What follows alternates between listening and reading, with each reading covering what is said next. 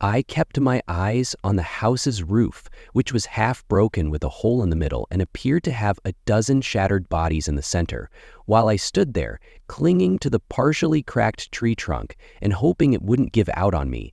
My only hope is that I didn't become like them. As a child, I resided in Ketchum, Idaho.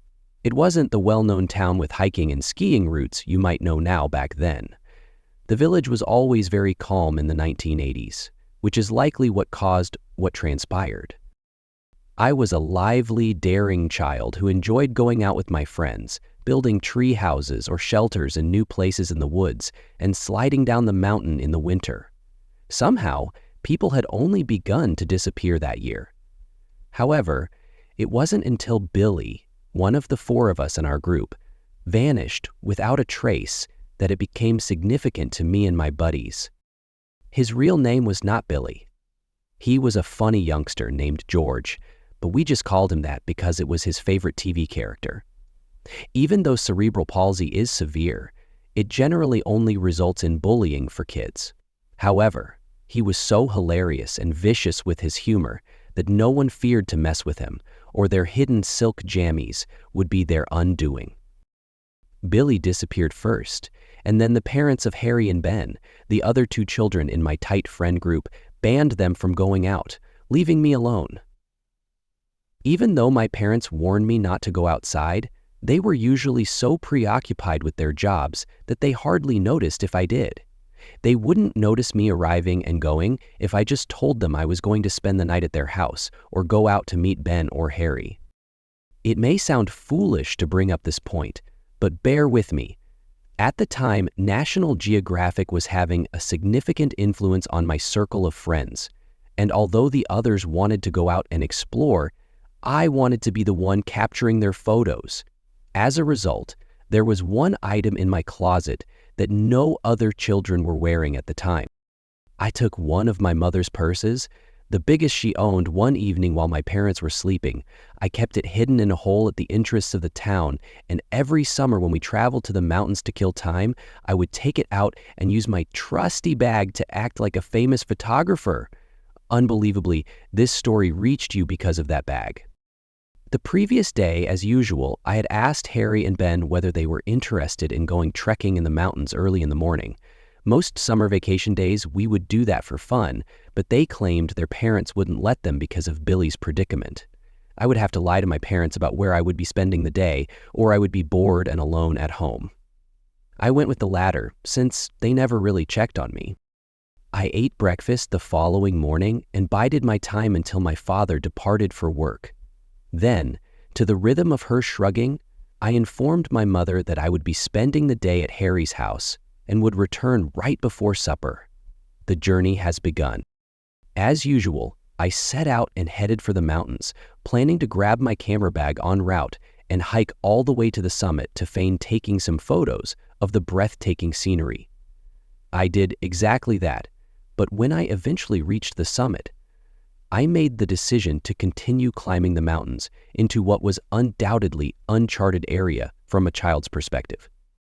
I crossed 2 valleys and 2 hills that I had never seen before, pausing briefly before descending the opposite side of the second hill.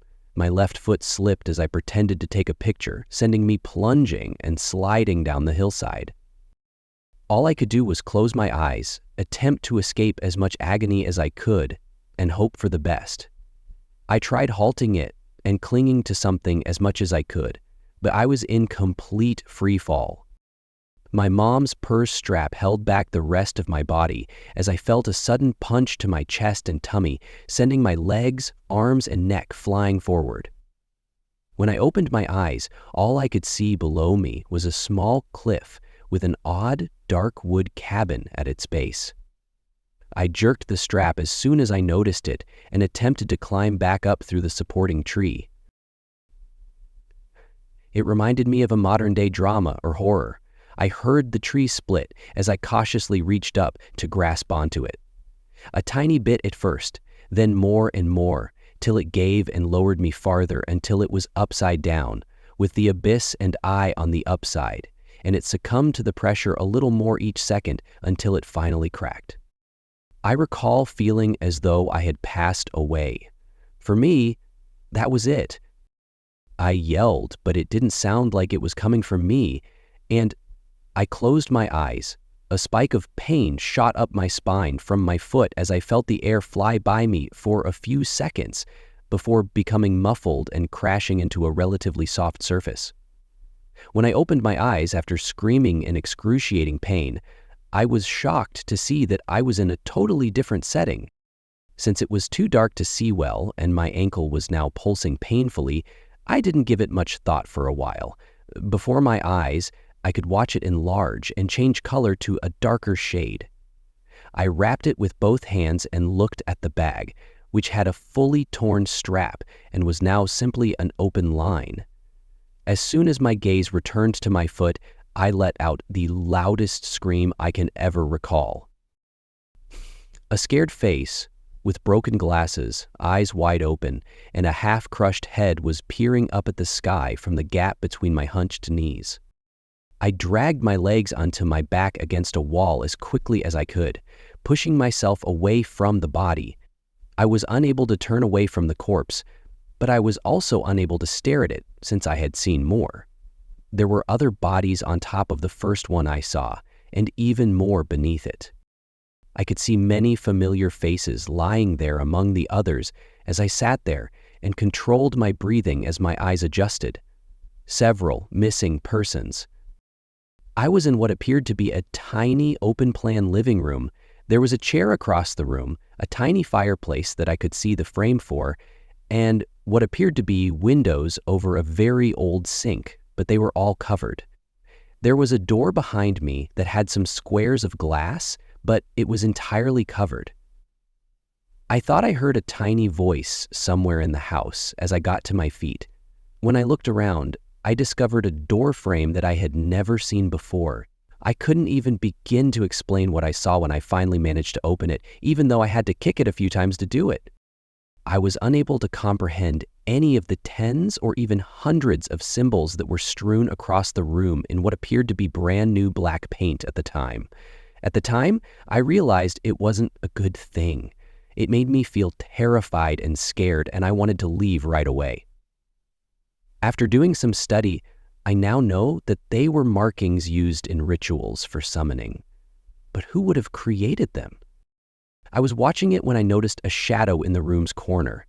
To get a better view, I attempted to shield my eyes from the light streaming from the ceiling hole. But the more I did so, the more horrific this object appeared.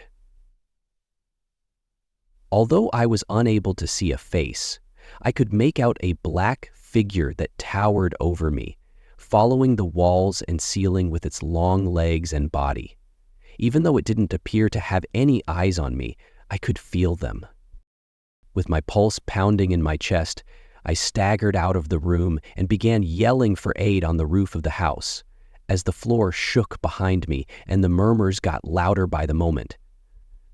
I could only see ordinary wood and a mound of dead people in the center of the room, and it felt like the entire house was springing to life all around me. Everyone must have landed on their heads, but I realized then that every dead person there had fallen into the pit exactly like me. The heads of every body I saw were hunched over. I was saved by my backpack. Something grabbed me and shoved me against the distant wall as I stood there, realizing this. All I could do was scream for my life as the thing drew closer and took on the form of what I can now only refer to as the devil himself. Shapes of people were growing around him. They were all more repulsive than the last, with broad smiles and open wounds that still give me nightmares. I wanted to flee, but I couldn't get anywhere. My entire body began to feel as though something was crushing me till I burst. The pressure increased until I eventually screamed and began to feel pain all over. At that point, the pressure seemed to push open a little hole in the wall behind me, and I plunged through. For what felt like an eternity, I slid. At last, a sharp agony shot through the remainder of my back when the bottom of it struck something hard. I turned over in agony and clung to my back. I could tell that I was still in the house, possibly in a basement. For a while, I just sat there, crying on the floor, and clutching my mom's purse between my fingers while hugging my knees because I was too scared to move. There was silence for hours. The same whispers seemed to be coming from above me, but for some reason they were avoiding me now and remained far away. I observed a tiny light when I eventually turned around. First, compared to my previous location, the walls were more swaying. I found myself in a cave. A tiny ball of light was illuminating me, the walls, and another object on the floor in front of me with a soft, feeble glow. I didn't scream this time, but I went up to touch it. One body was lying in front of me within the cave, and I turned it while taking a deep breath to hold back my tears. Billy's body was inside, alone in the cold and darkness, with this tiny ball of light just above him that was already beginning to fade. Billy had to be that person. Something about it was different. I made the decision to move on and leave Billy's body behind as it disappeared. When I eventually emerged from the cave, which had spawned from behind hundreds of shrubs, it was early the following morning. Even with the light of the evening shining on it, it would have been impossible to see. In the distance, beneath the shadow of the mountain, I could make out the small, dark wood home when I eventually got out and turned around to see where I was. The little broken tree that was hanging from the edge of the cliff where I and dozens of others had fallen was visible to me. I reflected on how fortunate I was to have the little tree there while I stood there. I know exactly how I made it through as I sit here. Billy materialized in front of me like vapor as a faint murmur intensified. A tremendous crack reverberated through the valley as I waved back his farewell, and the entire mountainside where the tree was hanging plummeted into the hole, burying the entire home and all of the bodies with it. For a long time, I've wanted to share this with the families, but I never imagined anyone would take me seriously. The home had attempted to absorb me and was consuming their family members. Billy was my greatest blessing, since he was strong enough to extract his soul and came to my aid when I needed him. Even now, I firmly believe that Billy owned the little tree and put it there with the knowledge that it would one day save a life. That someone was me, and I now know that I located and nearly visited America's most haunted mansion, the one that no living person has ever seen and will never see. I still remember Billy's crooked smile, and I still have my mom's luggage secure. I could feel the panic rising in my gut as I read that final words, seizing in my throat and halting my breathing. Had my father not returned yet? Was he away from home for that reason? I wanted to simply write the concept off as a joke and a dumb idea, but I was unable to do so. I was unable to flee from this like I had done from everything else. The details concerning myself, Sienna, and my dad's workplace that were included in these posts, I began to see that this was far more serious than a joke or even a stalker's posts. I couldn't take my eyes off the post, even though I didn't want to read any more of it. Ben, you could have noticed sooner and been able to save him if you hadn't been so preoccupied with avoiding the truth. How does it feel to know that as your father was torn to gory fragments and dumped in a ditch by the side of the road, you slept blissfully, snuggled up peacefully in that thick red blanket of yours? How does it feel to know that you were just as unaware of your father's final breaths as you were of the postings you were scrolling past? For you, it is too late. More warnings won't be given. Now do you believe? When the truth speaks and you hear it, will you believe? As I read the final few words of that post, my hand became numb and my phone dropped out of my grasp. I experienced waves of every feeling, including panic, terror, rage, grief, shock, and disbelief, while my mind was racing in a million different places at once. But I didn't have time to absorb the horror I had just read. I heard our home phone ringing downstairs only a few seconds later. When the truth speaks and you hear it, will you believe? The reporter asked his fellow contributors. With a jolt of nausea and absolute fear, everything suddenly fell into place. In an attempt to get to the phone before my mother answered, I clambered out of bed and sprinted down the stairs. I anticipated what would happen. I couldn't make her go through that, or let her hear it first. Halfway down the stairs, I heard her remark, "Hello, Kona household," and I knew it was too late. Her expression of twisted disbelief told me everything I needed to know when I dashed into the kitchen a few moments later. As everything came up to me, I could feel the hot tears streaming down my face and felt my legs give way as I fell to the ground. I was to blame for this. It was all my fault. My mom received a call from a police officer informing her that a deceased man had been discovered in a ditch near Interstate 90, and it was a serious one. To identify the body, or more precisely, what was remained of it, they required my mother to come down. Her voice sounded hollow from the shock as she quickly hung up, but I just nodded numbly as she told me all of this. I recognized him. As stated in that post, my father had passed away. I didn't see it, but it had told me the truth. Shortly after my mother departed, I recalled a post I had read on the sub a week prior, which I had read, responded on, and then forgotten about. It was a story about a monster that preyed on people who worked night shifts and were weak and exhausted. Once it had eaten its fill, the creature would tear its victims to shreds and abandon them by the side of the road in the darkness.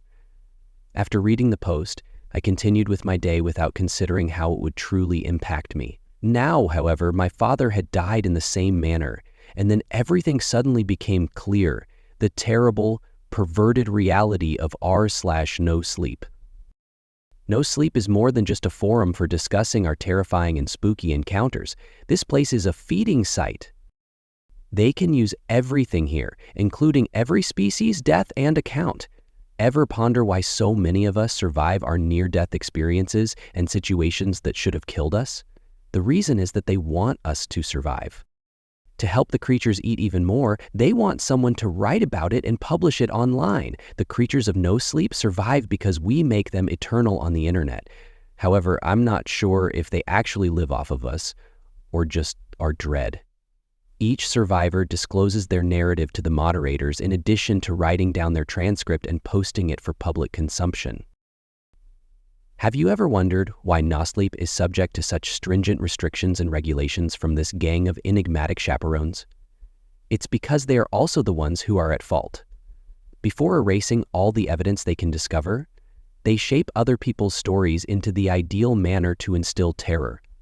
I was never able to locate any evidence because of this. All of it was purposefully deleted. And something was trying to alert me to it manner. I'm not sure. But perhaps one of the moderators had had enough of guiding the readers to their demise? All I know is that my father would still be alive if I had heeded their warnings. At least for a short while, I was able to get myself off the ground and shake myself free of my sorrow and self-pity.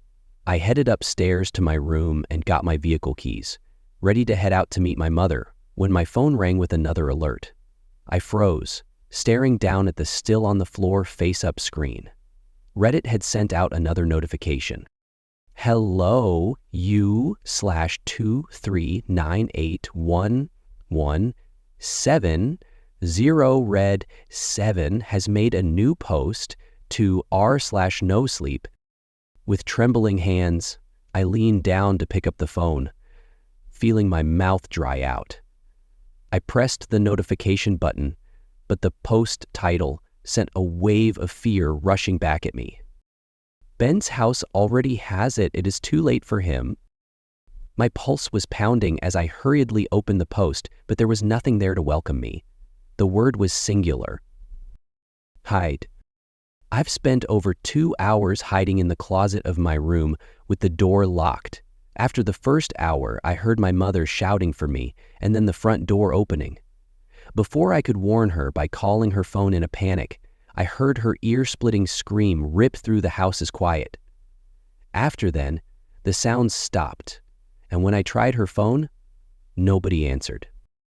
In a frantic attempt to send out my own warning before whatever killed my parents reaches me too, I immediately began composing this. Perhaps I'm just giving him what he wants. Perhaps it desires that I write about it in order for it to become stronger with each reader of this transcript. But I must make an effort. I must make an effort to issue this warning in a timely manner. Avoid using r/no sleep. Anything you read here might happen to you at any time, anywhere, on any day. Although I don't believe they exploit every narrative to reach us, it is a possibility. One of them is the monster that slaughtered my family, and I'm not sure how many more the mods are assisting. Don't disregard anything that seems to be following you from these posts. Additionally, avoid falling asleep at all costs. Remain awake, remain vigilant. It looks like No Sleep will be shutting down for a few days. That makes me hopeful. Perhaps this is because people have finally realized what's actually happening here. I apologize, but I'm not sure where to begin. I've never had any talent for introducing myself or beginning a story. I have to admit that I have never been really good at anything. I could be considered a failure in life. As a senior in high school, I have no girlfriend or friends, and I have no idea what I want to do when I graduate. I never excelled in literature, painting, sports, or anything else of the sort. I came here to read about other people's horrifying experiences because it's the only thing I truly like doing in my free time. In a nutshell, I enjoyed perusing this subreddit. When I first started reading blogs, I didn't really think about them, but eventually I began to consider each one carefully. I began to comprehend things better than before, and I came to understand what No Sleep is. No Sleep chronicles dreams and gloomy incidents. It is filled with cautions and first-hand stories from people who have seen the unimaginable and fervently wish to alert others before it occurs to them. Finding documentation and evidence of the events we read about has taken up the majority of my leisure time. However, I didn't anticipate that evidence would come to me first. I've spent the most of my free time during my time in high school researching the backstories of No Sleep's writings. We all know that the events we share have horrifyingly genuine roots, but there are a lot of people outside who don't.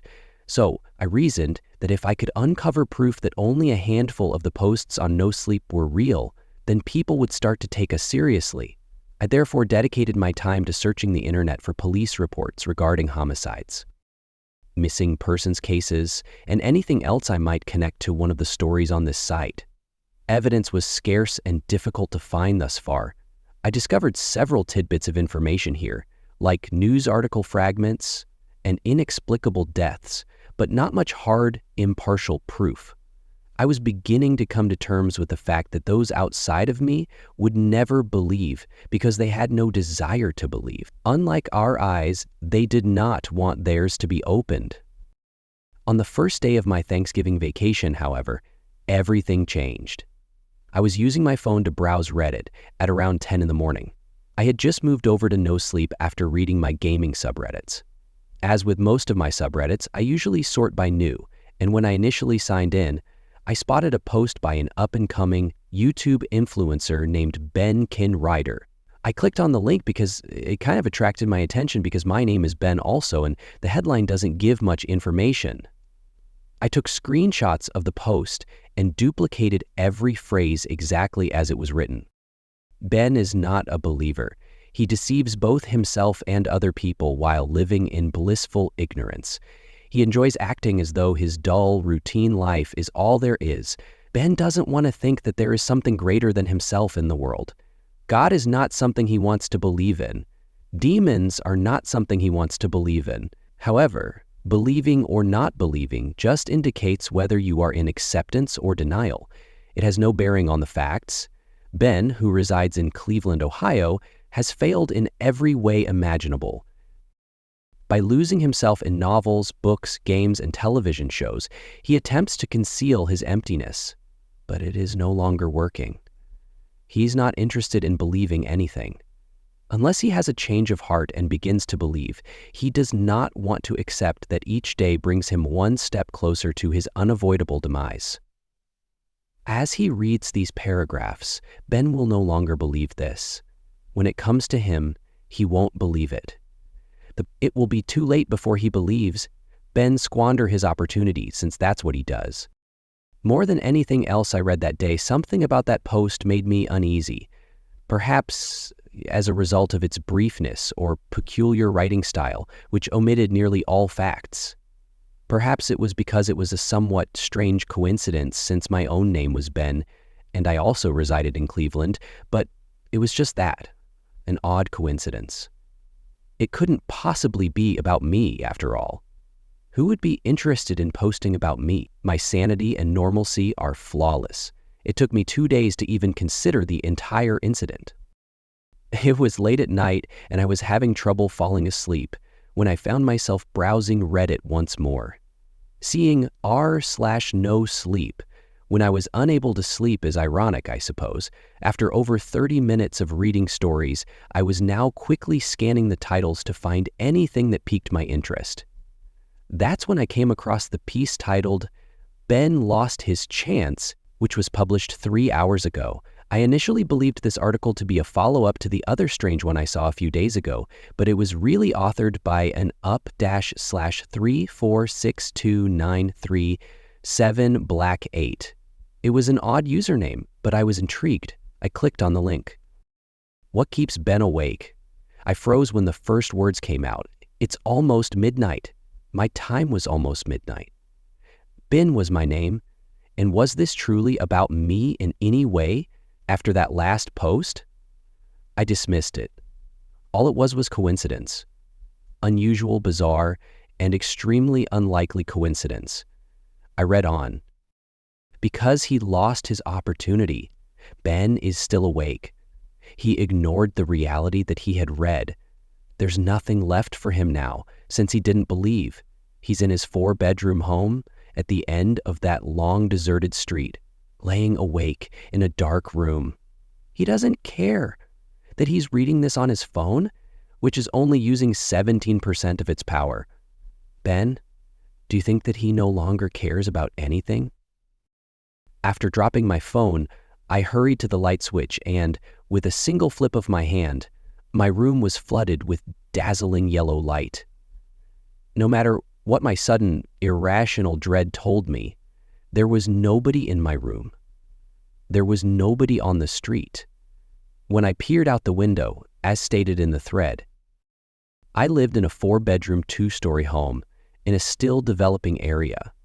Our house is currently the only one on the street, therefore it is largely deserted.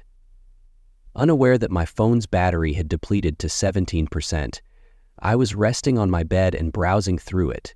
For me, everything stated in that post was accurate. Somehow, someone was keeping an eye on me and writing about me in a paranormal forum. How on earth did that imply anything? I carefully took up my phone once again after seeing that the story still had 1 paragraph left. By this time, I was very certain it was a horrible joke, perhaps a schoolmate, or perhaps my older brother was pulling a practical joke on me while he was at home on break.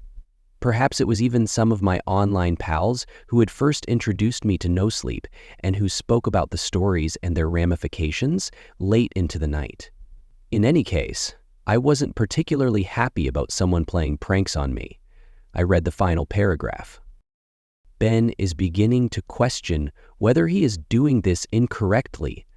How could anyone be aware of such things? How would they know that iced tea is his favorite beverage, or that the red jammies he's wearing right now? Or how would a stranger be aware that he holds himself responsible for Sienna's passing? How would they be aware that he has a stash concealed behind that online user? Ben Kona, how would they? In a fit of rage, I abruptly turned off my phone and tossed it across the room. This was going too far. It was a step too far for whoever was pulling this practical joke to use my real name. Additionally, it was wrong to post those things online. However, I was startled to learn how serious those statements were. I had a crush on Grace, but nobody at school knew.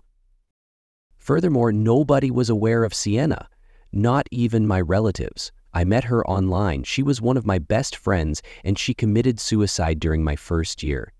She had tried to phone me that day, and I hadn't been home, so I've been holding myself accountable for her death for the past 3 years. How could anyone be aware of that? Why would anyone be aware of that? Or more significantly, why would I be the subject of a post here? I was unable to comprehend it. What was there to gain? What was the purpose of it all? And what in the heck was causing me all of this? I kept thinking about the post till I fell asleep that night. I went straight to Reddit as soon as I got up in order to report the post and send a note to the moderators. When I looked for it and discovered that the post had been removed, I felt sick to my stomach. Not only that, but the initial post from 2 days prior was also lost. The accounts u/Coricomo and u/3462937Black8 were also affected. I had nothing left after they had all been erased without a trace. I messaged the mods anyhow, but what could I say? That I believed a crazed online stalker was posting arbitrary information about me on a paranormal experience subreddit? Yes, I had taken a screenshot of the posts the previous evening and copied the text, but they couldn't do anything if the accounts were already deleted. It goes without saying that I didn't have a great Thanksgiving. I thought there had been a terrible invasion of my privacy. I continued to stare out the windows and over my shoulder for the following 2 days. I never saw anything out of the ordinary, even after my brother left to return to college. However, someone had discovered information on me. I considered telling my brother about it, but I knew he would only make fun of me. I remained silent in my mounting terror because he was someone who refused to see the reality of the hard-to-believe sides of the universe. It goes without saying that I was away from Reddit for a few days. I wasn't shocked to see that the moderators of this subreddit hadn't responded to my message when I logged back on. I nearly forgot to check this feed after the last post. A part of me was still suspicious, but I was afraid I would discover something even worse. The users and posts had been removed after all. I inhaled deeply before switching the feed from hot to new. As the browser reloaded and showed the first 4 post titles, all from separate accounts, I froze in my chair. Ben is a coward, and he still lacks faith. Ben, the last one, you're too late. It's coming for you. Avoid running. Avoid hiding. My head became blank and my lips dried up. I was having trouble breathing. I was unable to think clearly. Although I've never had one before, I believe I was having a panic attack. I was beginning to suspect that this was not a stalker or someone playing a practical joke on me. I received the terrible revelation that I was actually experiencing the evidence I had been searching for years. As soon as I managed to regain consciousness, I hurried downstairs and looked at the doors. The garage was closed and everything was safely protected, but I saw that my dad's automobile was missing. Most likely, he was on the early shift today. I was a little less afraid when I returned to my room and found my mother preparing breakfast in the kitchen. I was just being approached by someone, or it was attempting to reach me. If someone was publishing something about me, it had to be true, and the posts are always accurate. I was more afraid of what that signified than anything else. My phone rang with a notice as soon as I returned to my room. I knew in the back of my head that this was completely incorrect when I pulled it up. Reddit informed me that a user named u/23981170666 has made a new post to r/no sleep. I had never turned on Reddit's notifications. I've never subscribed to anyone, much less someone I'd never heard of. However, I felt compelled to address this for some reason. I could have had my proof in front of me at last. Before I understood what I was doing, my finger tapped the open button. The title was No More Warnings. The post said, Ben believed that by remaining offline he could get away. He believed that if he didn't read, he could get away, since he knows that if he reads, he will believe. It's also much too late to believe now. He has been running for too long and has been preoccupied with his pointless life. Ben is unable to perceive the truth, even though it is right in front of him. He works as a store manager at Kohl's in Westgate Plaza, and he was unaware that his father had not returned after his late shift there last night.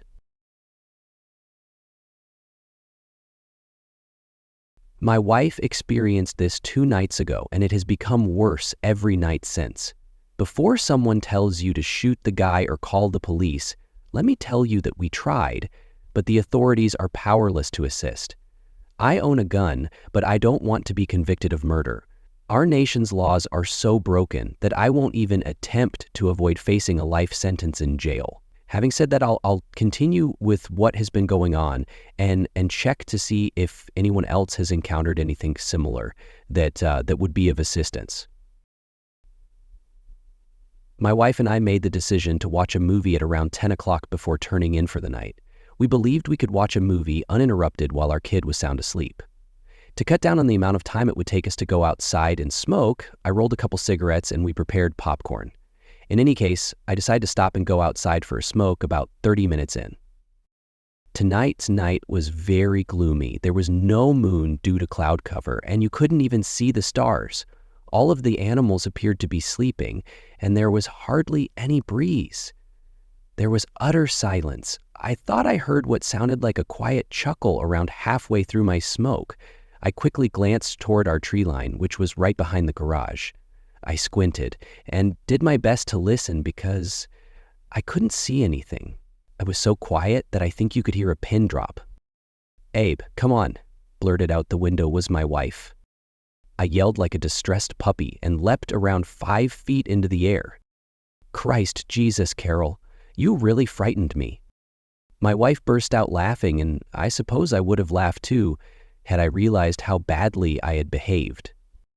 With my pulse still pounding in my chest, I extinguished my smoke and went inside, chuckling a little at myself.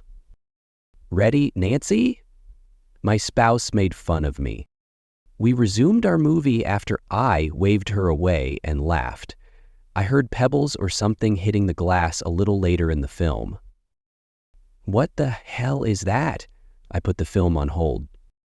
"What?" I paused it during a good portion, and Carol seemed irritated. "Listen," I muttered. Before we heard it again, we both sat there for perhaps 30 seconds. We exchanged bewildered glances and listened more intently. We both got up to check the slightly louder sounds this time. Our side window behind the garage seemed to be the source of the sound, in the same spot where I believed I heard someone laughing. My heart fell to my stomach when we turned out the lights so we could look outside. Dan, what the hell?" Carol she sounded just as scared as I did. A man without a shirt was standing on his hands, upside down, grinning broadly. His smile was so enormous that it appeared as though his lips were parted. His teeth were so square that they didn't look human and were unusually enormous. His eyes, which appeared to be wide open as if under the influence of meth or another narcotic, came next. I didn't think he was under the influence of drugs, but he looked absolutely crazy, and it was the worst thing I've ever seen. "Quickly, Carol, for God's sake, call the police," I muttered as softly as possible. She gave a nod and began to slowly leave the room. The man couldn't see us because we were in a completely dark room with an outside light on. He shook his head slowly, though, as if he had heard. That big smile will never go away. "Carol, go." This time I whispered a little more frantically. I sat there dumbfounded, watching this crazed man as she rushed to her phone. How on earth was he able to stand on his hands like that without swaying? I was relieved to see my wife on the phone when I turned around and saw her there. I was about to shit my pants when I turned around. He remained smiling and on his hands just inches from the window. Holy fucking Christ, I was so shocked that I yelled and fell on my butt. He somehow hand-walked all the way to the window after I turned around for about 5 seconds, and then he genuinely spoke and shook his head nay once more. This was not a man's voice, though. I can only say that it sounded like a cross between a toddler and a cat. They can't help Yahi. Then he entered the woods more quickly than anyone could handstand. Carol was seated with her hands on her face, crying, when I rushed into the living room where she was. Please tell me they will be here soon. I stumbled. They will be here in less than 10 minutes. Sobbing uncontrollably, she said. We waited as I gave her a firm hug. Soon after, we noticed headlights approaching, and before the cops arrived, we heard an odd howling sound outside.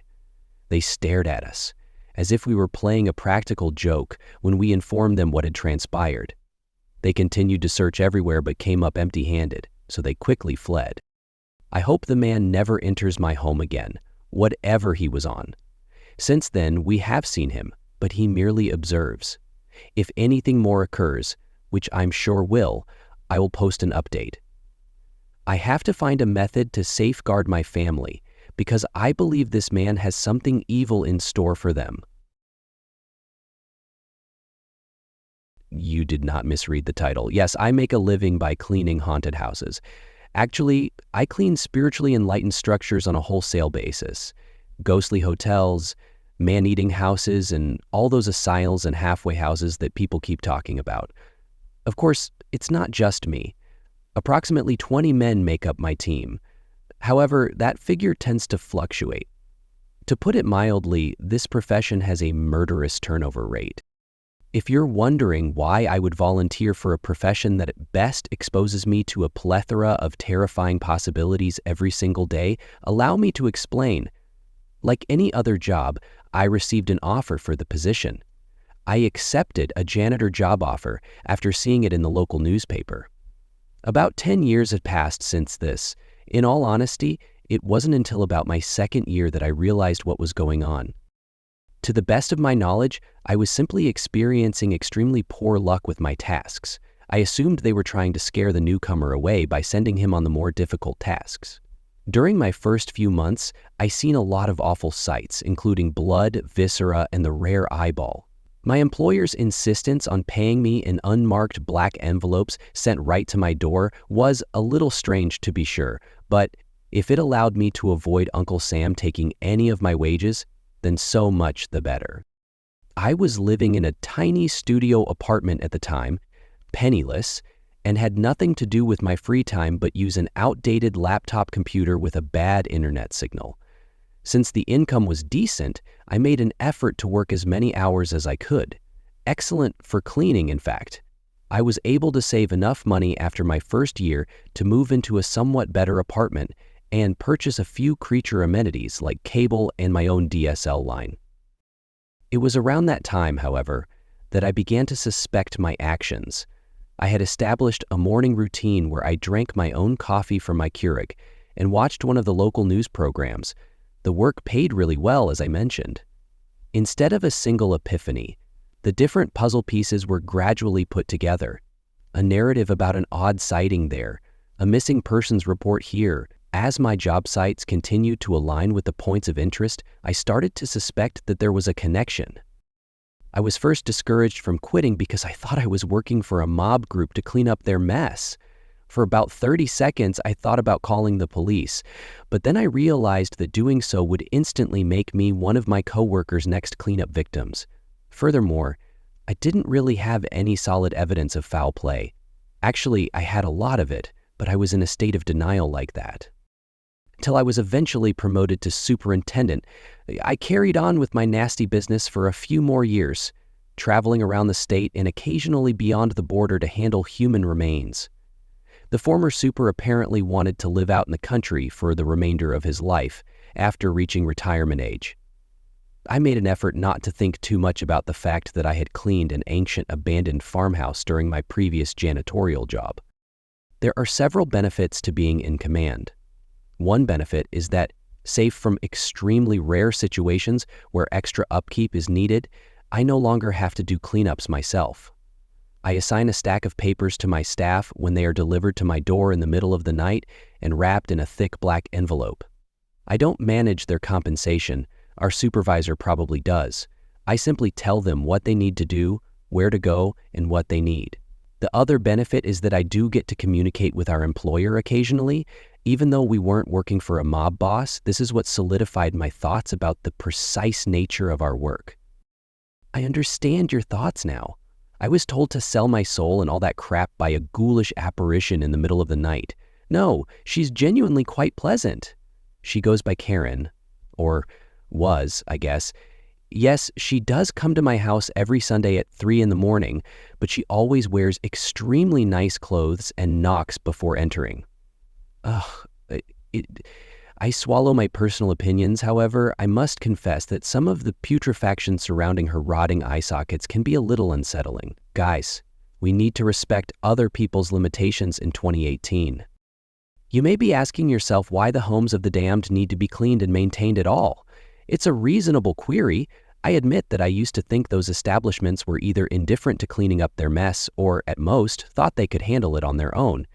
To be fair, they most likely could, but why wouldn't they have someone else do it for them? They're simply too tired from a long night of eating terrified youngsters. They don't even seem to regard our money. For example, would you ever clean your home again if you could hire a crew to do it every day and you only had to pay them in grass clippings? Regarding the necessity of the work, let me tell you that being a haunted house in this day and age is not easy. We are currently experiencing a ghost house recession, if you will. People are more aware and misinformed than ever before about the existence of haunted houses. Even the smallest hint makes them wary. Yes, there will always be careless fools, and I'm grateful for that.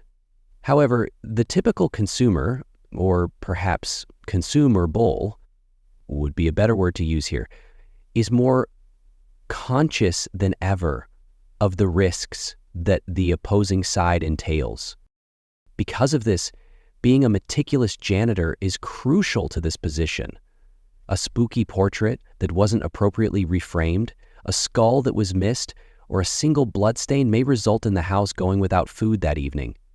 They value what we do, let me tell you. But when you're hungry, you're hungry. Yes, it may seem harsh, but I prefer to look of it as a way to reward excellence. And I'm sure I know what the most eminent among you are contemplating. How can you be employed by a company that actually murders people? Okay, Brian, I'm not sure. How is it possible to work for Nike? Susan, tell me everything you know about the Walmart products that are tested on animals. How is your life at Apple, Adrian? And let's not even talk about clergy members. But I enjoy them. Not much of a mess is left behind by them.